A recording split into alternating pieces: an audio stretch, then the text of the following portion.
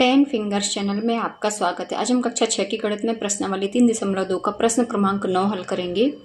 प्रश्न है 100 से छोटी 7 क्रमागत भाज्य संख्याएं लिखिए जिनके बीच में कोई भी अभाज्य संख्या नहीं हो। तो सबसे पहले तो आप जान लीजिए कि भाज्य संख्या और अभाज्य संख्याएं क्या कहलाती हैं।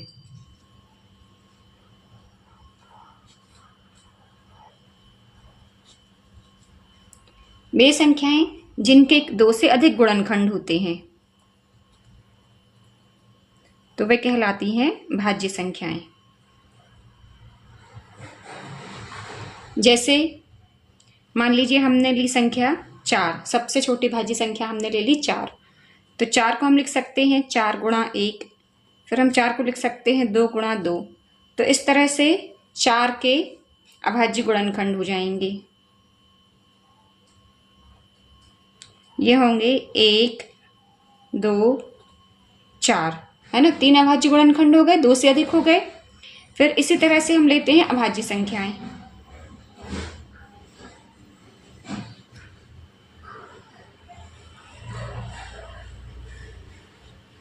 तो ऐसी संख्याएं जिनके केवल 2 गुणनखंड होते हैं, स्वयं संख्या और 1, केवल 2 गुणनखंड।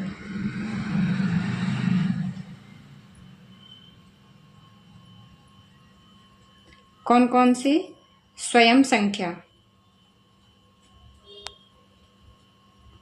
और 1। जैसे हमने ली अभाज्य संख्या 2, तो हम 2 को क्या लिख सकते हैं? 2 गुणा 1।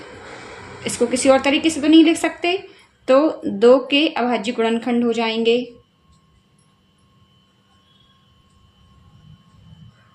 ये होंगे 1 और 2, यानी कि 1 और स्वयं संख्या।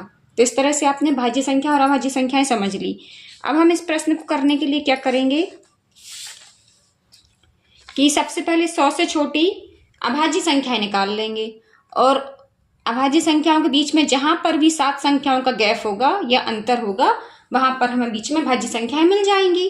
देखते हैं कैसे करते हैं। तो हम लिखेंगे 100 से छोटी सभी अभाज्य संख्याएं।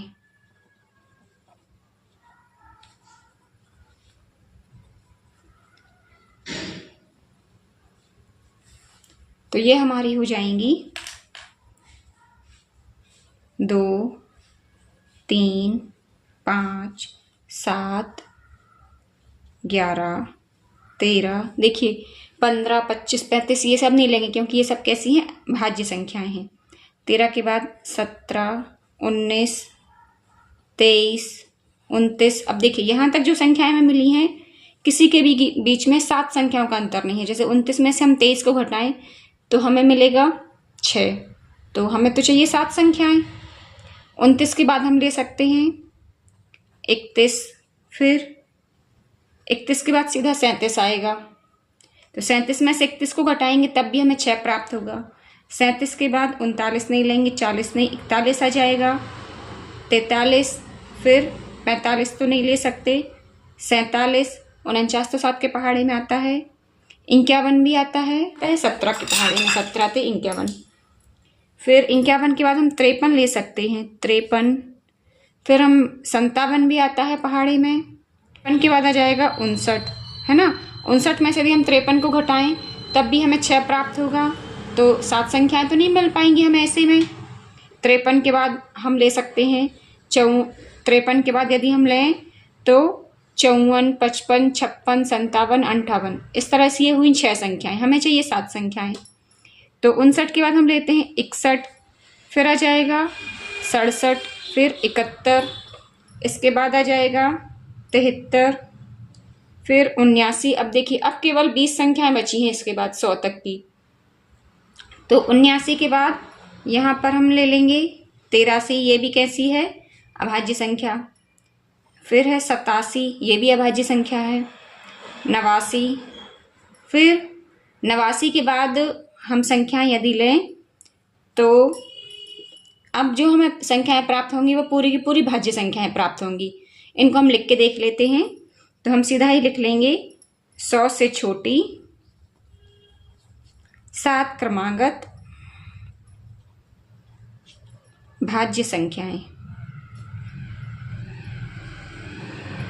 तो 89 के बाद जितनी भी संख्याएं हैं उनको हम लिख के देख लेते हैं। 89 के बाद आ जाएगा 90, 91 7 के 13 के पहाड़ी में आता है, 92 तो सम संख्या है, 93 देखिए 93 अभाज्य संख्या नहीं है, 93 3 से विभाजित हो जाता है, हमने 3 से भाज्यता का नियम पढ़ा है, तो 93 जो है वो है भाज्य संख्या।